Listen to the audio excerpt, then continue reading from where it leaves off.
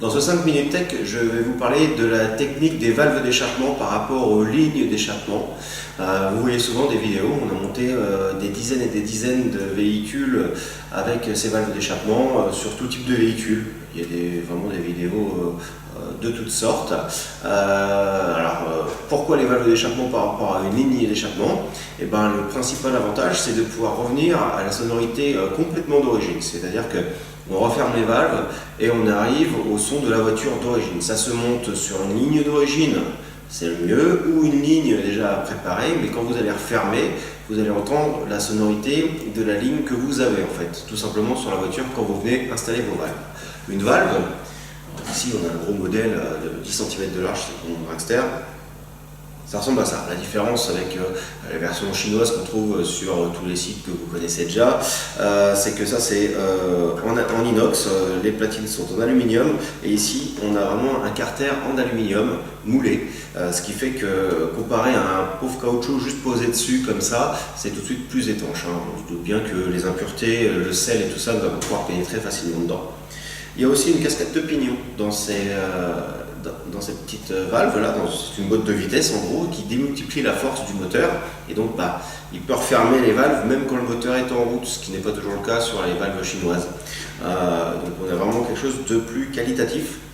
Forcément c'est aussi plus cher, c'est made in USA, c'est vraiment fabriqué là-bas.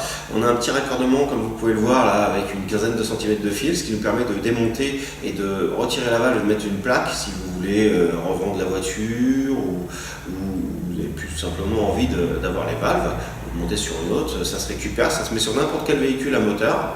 Donc ça peut être sur les essences, les diesels, les camions, sur certaines motos, ça existe déjà, des bateaux, enfin tout ce qui a un moteur avec une ligne d'échappement, ça permet de dévier la ligne d'échappement, tout simplement.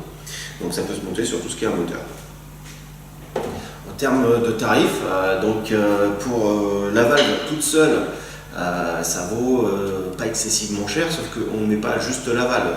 Il faut la valve, les brides de fixation, les joints, ce qui se met sur la ligne pour pouvoir faire la déviation, et de l'autre côté de la valve, soit on met rien si la valve est orientée vers le sol, soit on rajoute un petit coude pour que ça évite de brûler les alentours de la voiture. C'est pareil, suivant comment c'est monté, ça dure plus ou moins longtemps. J'ai vu certains sur notre Facebook ou sur même YouTube nous répondre qu'ils mettent 2 heures pour monter la valve. Oui, on peut, c'est vraiment moche, mal fait, mal soudé ou autre. Dès qu'on soude au TIG, déjà, il y a 2 façons de souder. Le TIG, c'est une sorte de chalumeau électrique, ou le MIG, là c'est le fil qui se déroule tout seul dans le poste. Et déjà, rien que ça, c'est du simple au double en termes de temps de soudure. Pour ceux qui sont les plus pointilleux, je pense qu'il faut faire ça par un professionnel, pas forcément nous avons un petit réseau de revendeurs. Vous pouvez trouver nos produits aussi sur Internet. Il suffit d'aller voir sur notre site Internet, on nomme les revendeurs officiels de nos marques. On a pu voir quelques différences au banc.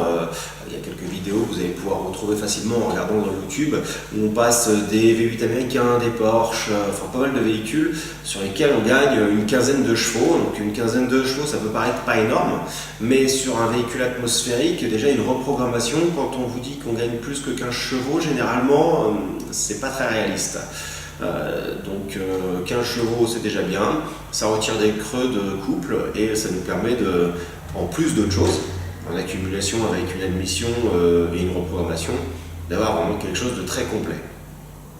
C'est livré avec une petite télécommande, enfin c'est livré, c'est une option, mais généralement on privilégie la télécommande dans des véhicules un peu comme celle-ci, elle est équipée d'une paire de valves, mais on évite de faire un trou dans le tableau de bord pour avoir un bouton inverseur, mais il y a une possibilité sur les pick-up, généralement on met un bouton inverseur, mais sur une Porsche, une Mercedes, ou une moderne, on va dire, on préfère le côté télécommande. La télécommande, on appuie 5 secondes, que ce soit une télécommande ou l'interrupteur, c'est pareil.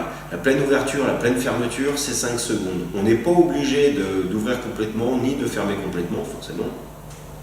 On peut faire un intermédiaire, ce qui vous permet d'avoir un petit son supplémentaire sans forcément avoir un gros brouhaha. Et vous arrivez là où vous voulez vous faire plaisir ou sur piste, et vous ouvrez en grand, et là vous avez la libération totale du son et de la puissance par la même occasion.